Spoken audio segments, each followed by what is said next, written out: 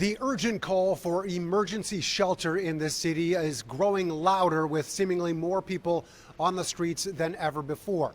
Only now, the criticism is aimed directly at Mayor Olivia Chow, who has been in the position for more than a year now and was once an advocate for the homeless herself. So today there's a thunderstorm watch, there is a heat wave across the city, and meanwhile, if you did actually try to call for a shelter bed, you have a 0.03% chance of getting a bed. More than 10,000 shelter spaces in the city of Toronto, and almost every night they are at full capacity. That's why advocacy groups are speaking out again, saying there's an urgent need to find space now.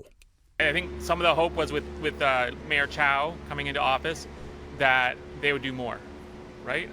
That they would listen when we asked and say, hey, we need this, we need this. But by and large, crickets.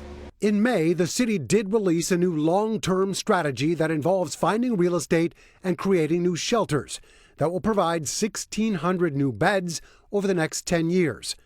The head of the city's Shelter and Support Services says, quote, "We remain committed to caring for people experiencing homelessness by launching a new shelter building capital plan, introducing an enhanced approach to encampments, and working with the federal government on refugee settlement." Those who have been fighting the fight for the city's homeless population for years point to when the mayor once stood alongside them as a young councillor in the 90s.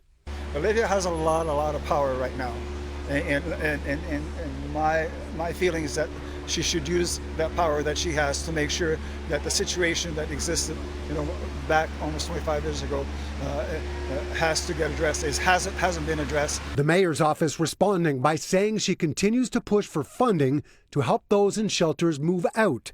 In 2023, more than 6,000 people found homes as a result. Quote, "Through her advocacy last year, Mayor Chow secured funding commitments from the federal and provincial governments for the Canada-Ontario Housing Benefit to move people out of shelters into permanent, stable housing. This frees up shelter space to help move people inside." Yes, do that longer term stuff, but in the short term, there's empty community centers, there's buildings they can lease that they're choosing not to do.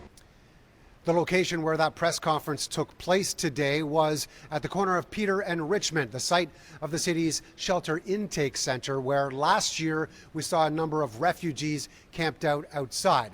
In the years since, we do know that more than half of the shelter beds in the city have been taken up by those refugees before being moved into permanent housing. Mark McAllister, City News.